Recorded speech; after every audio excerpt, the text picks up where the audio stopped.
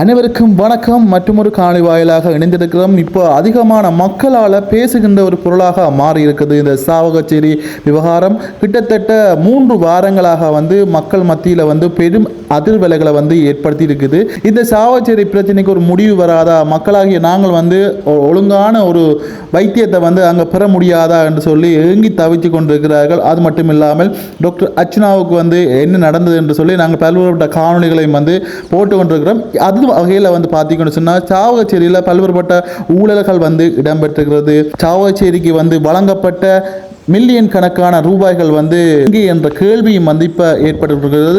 அந்த வகையில் இந்த பிரச்சனைகளுக்கு தீர்வு காணுகின்ற முகமாக அமைச்சர் டக்ளஸ் தேவானந்தா அவர்கள் இன்றைய தினம் விஜயத்தை மேற்கொண்டிருந்தார். வைத்தியசாலையை சுற்றி பார்வையிட்டது மட்டும் இல்லாமல் செயற்பாடுகள் எவ்வாறு நடக்கின்றது என்று சொல்லியும் இதை பார்வையிட்ட பின்னர் ஒரு மக்கள் மத்தியில் இதற்கான ஒவ்வொரு கேள்விகளுக்கும் மக்கள் மத்தியில் பதில்கள் வழங்கப்பட்டது. வைத்தியர்கள் ஒவ்வொரு பதில்களை சொல்லியிருந்தார்கள். இந்த காணொலி தான் இதில் பார்க்க போகிறீங்க. யாராவது எங்கள் சேனலுக்கு புதுசாக வரீங்கன்னா மறக்காமல் சேனலை சப்ஸ்கிரைப் பண்ணி வீடியோ பாருங்கள்.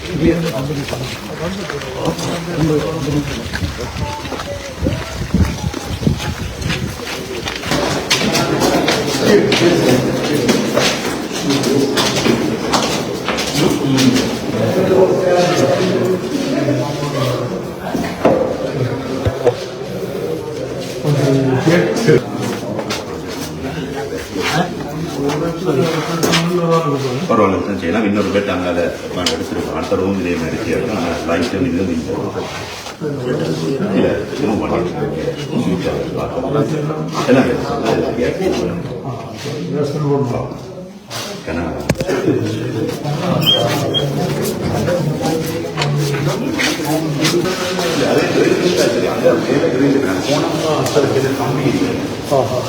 அதான் நாங்கள்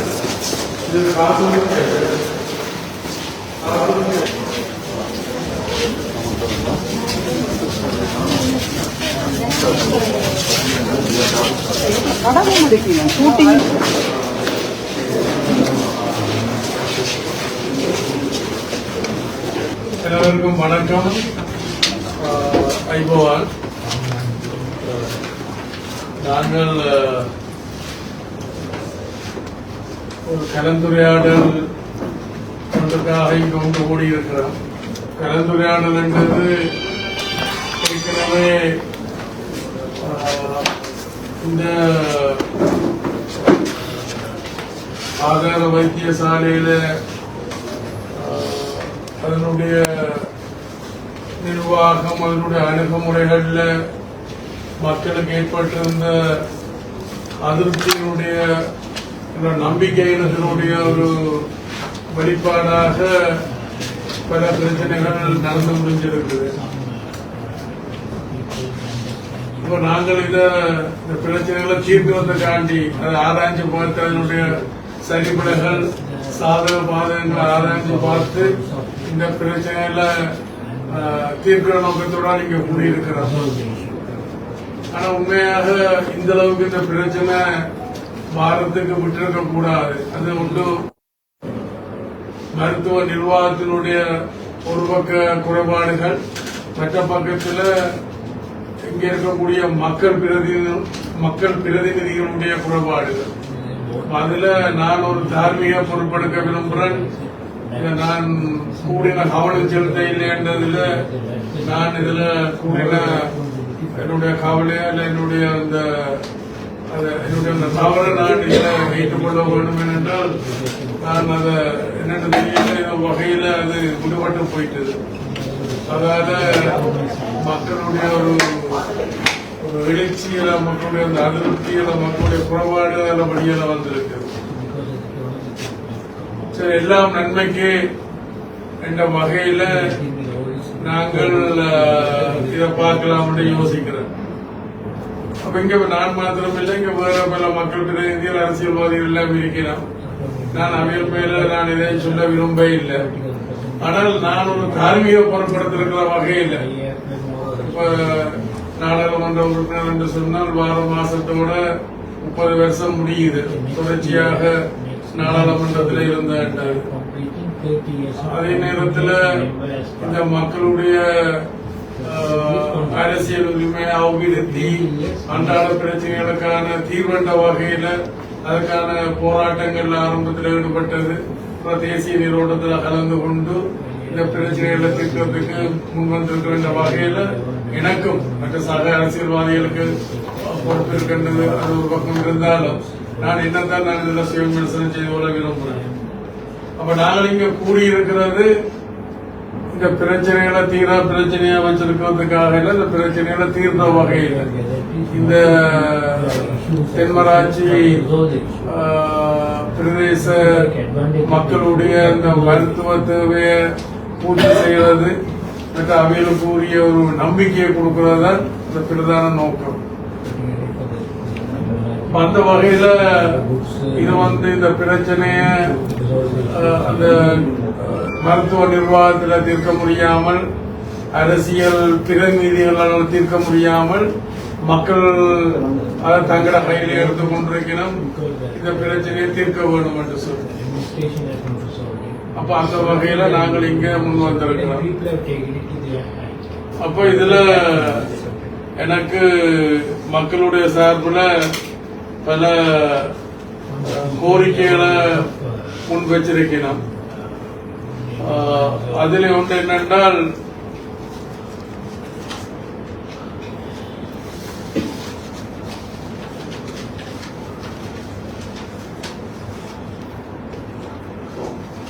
இதுல மக்களுடைய கோரிக்கையாக இருக்குது.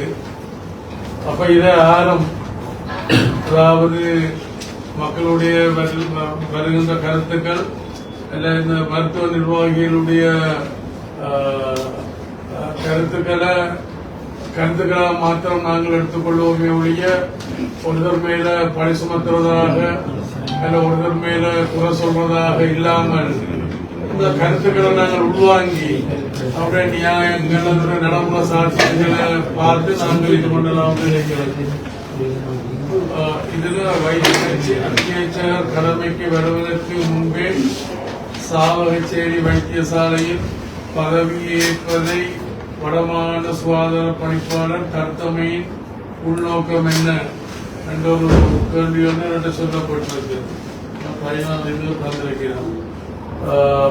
எனக்கு இது ஒரு விளக்கம் ஒன்று எனக்கு இதை சொல்ல முடியுமா? இதனுடைய விளக்கம் என்ன? அத்தியட்சகர் கடமைக்கு வருவதற்கு முன்பே சாவகச்சேரி வைத்தியசாலையில் பதவியேற்பதை வடமாநில சுகாதார பணிப்பாளர் கருத்தமையின் உள்நோக்கம் என்ன என்று சொல்ல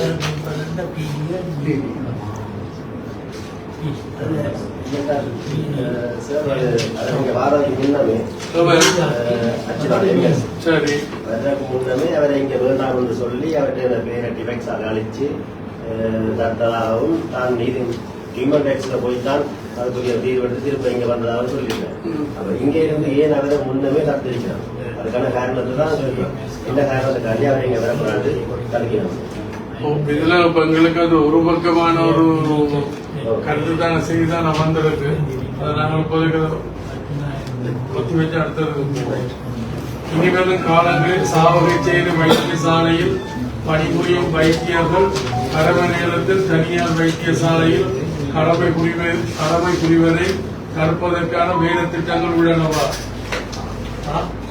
என்ன மாதிரி? அதாவது இப்ப நீங்கள் இடையில ஒரு பிரேக் ஒன்று வந்து திருப்பி எப்ப நீங்கள் பொருட்படுத்துறீங்க? 9ஆம் தேதி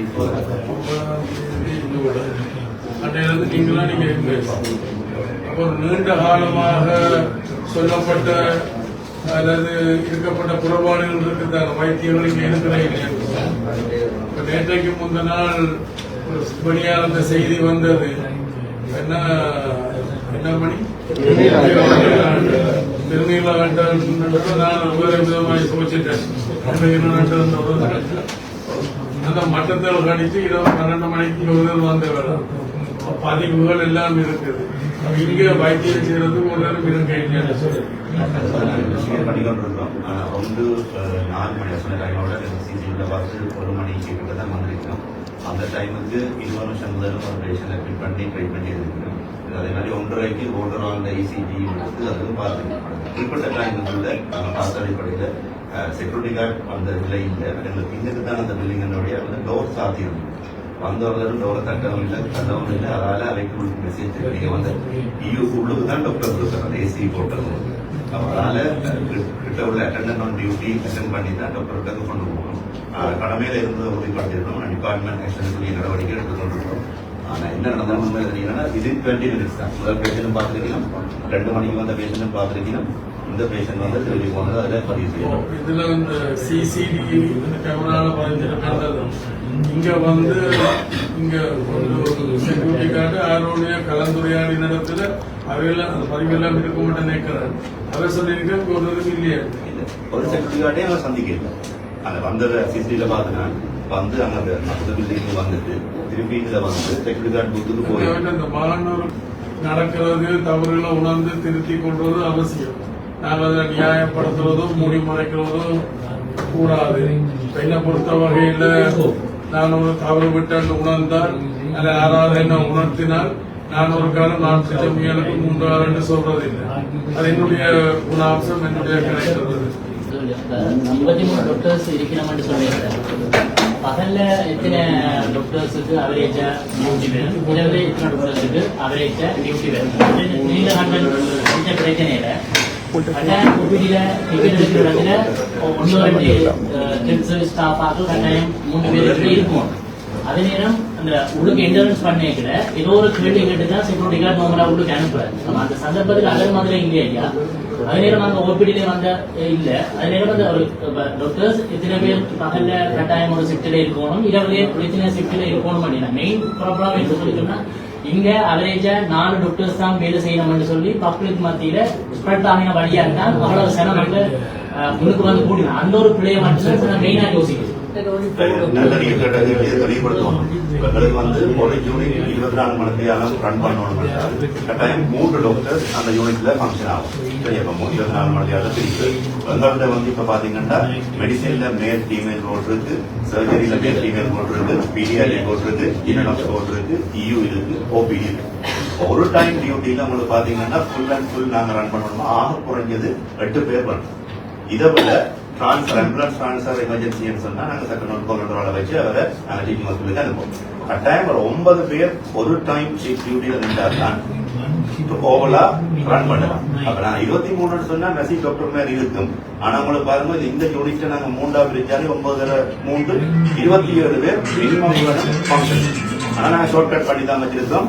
சர்ஜரியால் இன்னொன்னையும் நைட் பார்க்கல அப்படித்தான் குறைச்சி வச்சிருக்கோம் வெளியே. ஆனா ஃபுல் அண்ட் ஃபுல் 23 பேரு எங்க டோட்டல் ரன்னிங்க்கு காணாது. எனக்கு இயூன்றது தனி, அதுல வர எமர்ஜென்சி நேரம் அட்டென்ட் பண்ணணும். ஓபிடி அதே டைம் குடிக்கிற பிள்ளைகளுக்கு 4 மட்டும் டாக்டர்ஸ் பார்த்துட்டே இருக்கும்.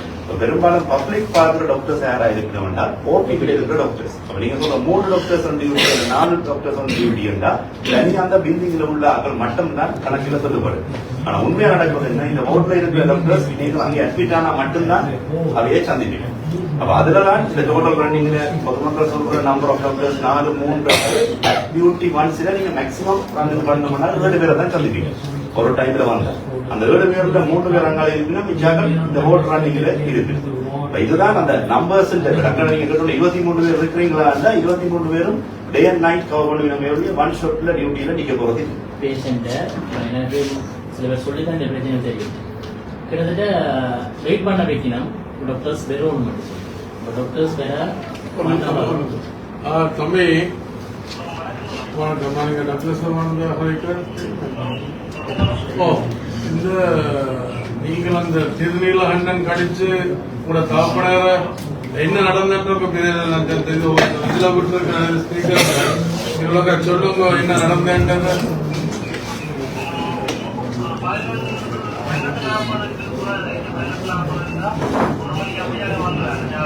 சரி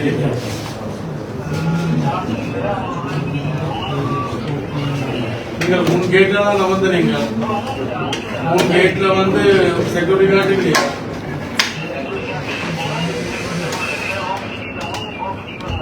சரி, முன் ஓபிடி எடுத்து பழைய ஓபிடி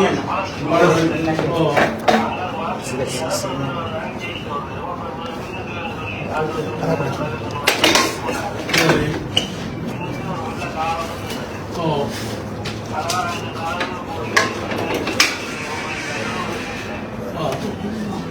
பின் ஓபிடியில ஒரு தடவை இல்ல கீழே இல்ல வைத்தியர் மாதிரி இல்ல உத்தியோகத்தர்ல இந்த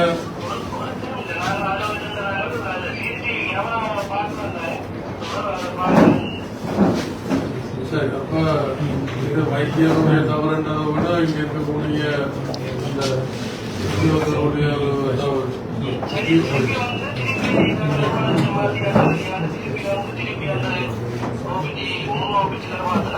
இல்ல அதுக்கு மாத்திட்டோம், புதுசா மாத்திட்டு அவ செக்யூரிட்டி கார்டும் இல்லையா?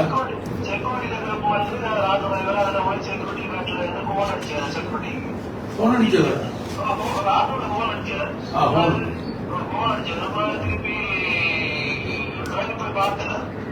அவர் ஒரு இல்ல.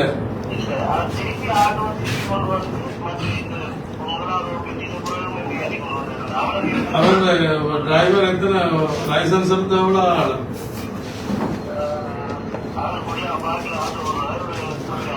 ஆஸ்பத்திரிக்குள்ள போன் அடிக்க கூடாது.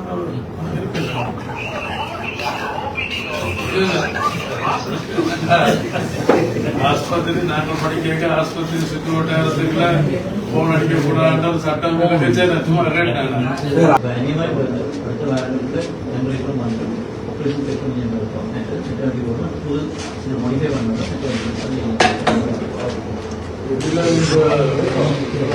இங்க நான் பகிர் மேல மாற்றம் நான் சொல்ல விரும்புகிறேன். என்னென்றா இங்க ஒரு பொருத்தமான ஒரு பொறுப்பான அபிவிருத்தி குழு ஒன்றுதான் இங்க இல்ல போனோட. அந்த குழு ஒன்று இருந்திருக்குமாக இருந்தால் இந்த பிரச்சனையை கணிசமான அளவுல தீர்த்திருக்கிறோம். அந்த வகையில இந்த உங்களை நான் சாவச்சேரி அபிவிருத்தி குழு என்ற வகையில உங்களை விலையில் முனைத்து விட்டால் ஒரு கலந்துரையாடல் கூட உங்களுக்கு தெரிஞ்ச பிரச்சனை நாங்கால தெரியாது, அவங்களுக்கு தெரிஞ்சது உங்களுக்கு தெரியாது. அப்போ இந்த அரசியல் தலைமையும் வந்து அதுல கூட கவனம் செலுத்தி இருக்கணும். நான் ஆரம்பத்தில் சொன்னது போல என்னன்னு தெரியல, நானும் அதுல கொஞ்சம் கவலையினமா இருந்துட்டேன். நான் இப்ப ஏன்னா ஒருங்கிணைப்பு குழு தலைவர்களுக்கு மாத்திரம் அல்ல, இந்த பிரதேசத்தினுடைய இந்த மக்களுடைய பிரதிநிதி என்ற வகையில அதுல நானும் போட்டோ விட்டுட்டேன். சரி, இனிமேல் அப்படி நடக்காம பார்த்து கொள்ளலாம். இப்ப இவன் சொல்றக்கூடிய நான் வேற ஆட்களுக்கெல்லாம் கேட்டிருக்கிறேன். இங்க இருக்கக்கூடிய இந்த குறைபாடுகள், இப்ப நாங்கள் நீங்க கேட்ட இந்த எத்தனாவது கேள்வி, மூன்றாவது கேள்வி கூடிய அந்த குறைபாடுகள்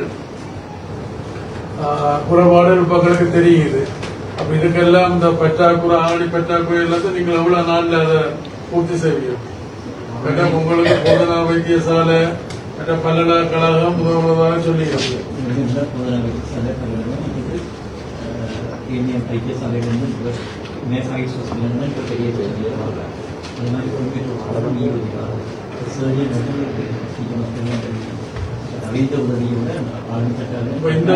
இதுல இந்த மூணாவதுக்கு தான் மகப்பேட்டு பற்றி சொன்னீங்களா? அத 10 நாளுக்குள்ள இந்த பிரச்சனைகளுக்கு தீர்வானீங்க.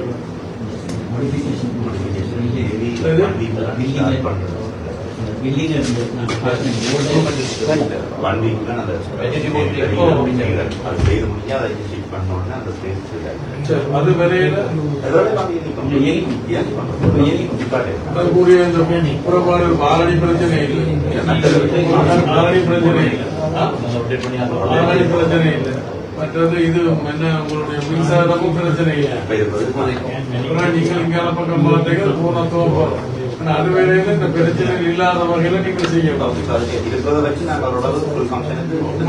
அடுத்தது 4வது எக்ஸ்ரே சிறுநீர் இரத்த பரிசோதனை செய்வதில் இதுவரை காலமும் தங்களுக்கு இருந்த தடைகள் என்ன? அவற்றை எதிர்காலத்தில் நடைமுறைப்படுத்துவதற்கு திட்டங்கள் எதுவும் தங்களிடம் உள்ளதா? இதுல வந்து பெரும்பாலும் பிளட் டெஸ்ட் வெளியில செய்யப்படுறது ஒரு குற்றச்சாட்டு வந்திருக்கிறது.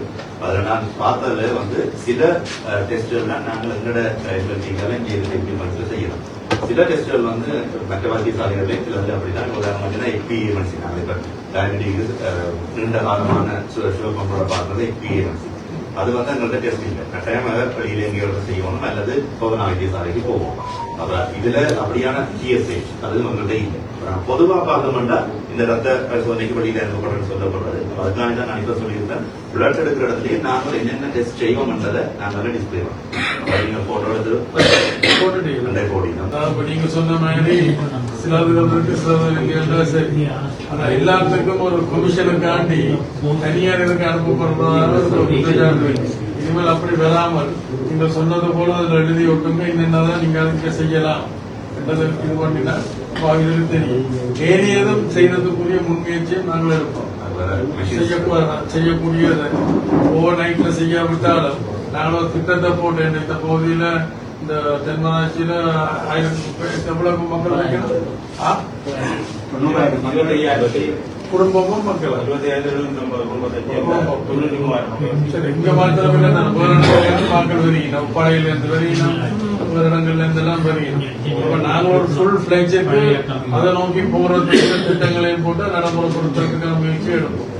அது வேளையில இருக்கக்கூடிய குறைபாடுகள் இருக்குதானே, நியாயமான விமர்சனங்கள் அல்லது தவறுகள் அதை உடனடியாக நீங்கள் தீர்க்கவும். சுகாதார அமைச்சர் ஒருவர் மீதான குற்றச்சாட்டு கூட புலனாய்வுத்துறை தான் விசாரணை செய்தது. சிஐடிகளால் இதை செய்தால்தான் அங்க என்ன உண்மை நடந்ததை கொண்டு வரலாம். சிஐடிக்கு யார் இது தாக்கல் செய்ய வேணும், முறைப்பாடு யார் கொடுக்க வேணும், அதாவது பாதிக்கப்பட்டவர் தாக்கப்பட்டவர் போலீஸுக்கு முறைப்பாடு கொடுக்க வேணும். நான் அவர்கிட்ட கேட்டிருக்கேன் முறைப்பாடு கொடுக்க சொல்லி. நான் ஐஜிபிடியும் கதைச்சு இந்த இடத்துல இந்த போலீஸ் ஸ்டேஷன்ல போய் முறைப்பாடு செய்ய சொல்லி இப்ப சொல்லி ஒரு கிழமைக்கு மேல இதுவரை இந்த முறைப்பாடு கொடுக்க இல்லை. அவர் அந்த முறைப்பாடு கொடுக்க வேணும். மற்றது நானும் அதை என்னன்றத பார்க்க வேணும். நீங்கள் சொல்றீங்களே நானும் செய்ய வேண்டிய நீங்க ஒரு தொடர்ச்சியா நீங்கள் பாராளுமன்றத்தில் வேட்பாளர் இருந்தால் சொன்னால் பாராளுமன்ற உறுப்பினராக இருக்கிறீர்கள். ஆகவே இந்த மக்களின் விருப்பத்துக்குரிய ஒரு பாராளுமன்ற உறுப்பினராக இருக்கிற மக்களின் விருப்பத்திற்குரிய அந்த எம்எஸ் அத்தியட்சகரை இந்த இடத்துக்கு மாகாண சபை ஊடாக கொண்டு வருவதற்கு நாங்கள் இங்க கதைக்க வலிக்கிறது நிலைமை உங்களுக்கு தெரியாமல் இருக்கலாம். இங்க நாங்கள் என்ன கதைக்க வேணும், என்ன எப்படி கதைக்க வேணும் எல்லாம்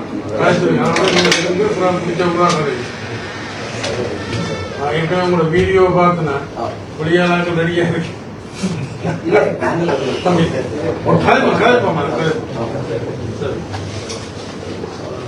நீங்கள் நியாயமான இது வச்சா நான் கட்டாயம் போயிட்டு உங்களுக்கு என்ன தெரியும் தானே விளங்குதுதான்.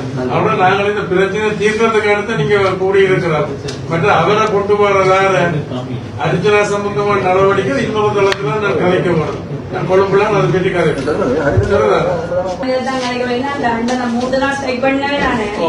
அந்த 3 நாள்ல ஒரு உயிர் போனா உண்மையா கொலக்கே தலைமை அவையோட சத்திய பிரமாணம் எடுத்துருக்கீங்க. நான் வைத்திய 2 வழி கிடையாது. அந்த சத்திய பிரமாணத்தை உடாவைக்கு மனதில் ஊக்கிறதாங்க வெளிப்படையாக என்ன செய்யறாங்க மனச்சாட்சி கூட அவைகளை வேறு தான் ஊக்கிறாங்க. நம்மளத்துல அது உண்மையா வன்மையா கண்டிக்கத மறுபடியும். அடுத்த 7வது தென்மராட்சி அபிவிருத்தி கழகத்தினரால் ஆஸ்திரேலியா ரோட்டரி கழகத்தின் ஊடாக வழங்கப்பட்ட 17.5 மில்லியன் பெறுமதியான மருத்துவ உபகரணங்களுக்கு என்ன நடந்தது, அவற்றின் தற்போதைய நிலை என்ன, நீங்களாம் சொல்லுங்க. சத்திர சிகிச்சை கூடத்துக்காக ஆபரேஷன் தியேட்டருக்காக மருத்துவ உபகரணங்கள் வழங்கப்பட்டது. அந்த மருத்துவ உபகரணங்கள் இப்ப சத்திர சிகிச்சை கூடத்திலேயே அவை இப்ப எங்களுக்கு அந்த ஜெனரேட்டர் ஸ்டார்ட் பண்ணி நம்ம ஆபரேஷன் தியேட்டர் ஸ்டார்ட் பண்ணிக்காத அந்த அனைத்து மருத்துவ உபகரணங்களும் பயன்படுத்தப்படும். இப்ப அங்க இருக்குது அந்த சத்திர சிகிச்சை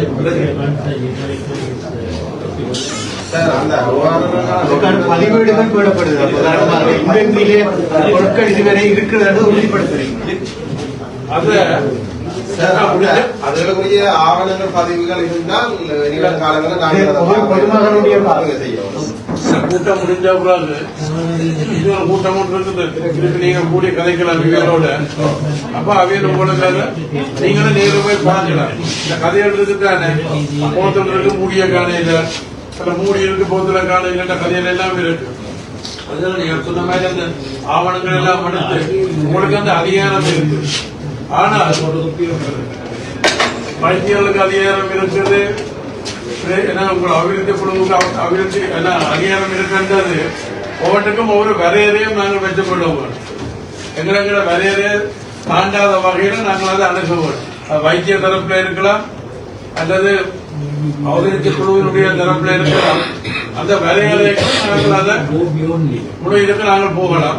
அப்படி அங்க தீர்க்க முடியலன்னா என்னுடைய அவலத்துக்கு வந்து நாங்கள் அதை நேரில் பார்ப்போம்.